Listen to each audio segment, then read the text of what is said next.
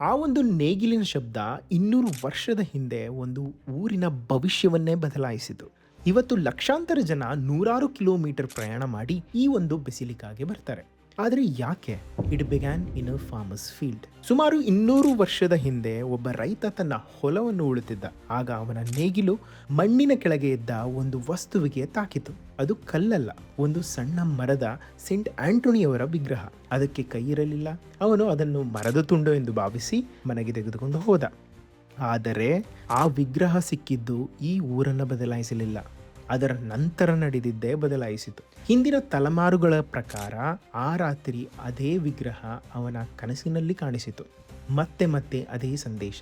ಮಾರನೇ ದಿನ ಆ ರೈತ ಒಂದು ಸಣ್ಣ ಮಣ್ಣಿನ ಗುಡಿಸಲನ್ನು ಕಟ್ಟಿಸಿದ. ಯಾರಿಗೂ ಗೊತ್ತಿರಲಿಲ್ಲ ಆ ಗುಡಿಸಲು ಒಂದು ದಿನ ಲಕ್ಷಾಂತರ ಜನರ ನಂಬಿಕೆಗೆ ಸಾಕ್ಷಿಯಾಗತ್ತೆ ಅಂತ.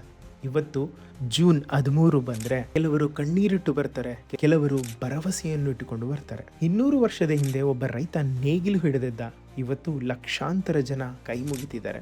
Some places are not built by stone, they are built by faith of the people. This is Dornahalli.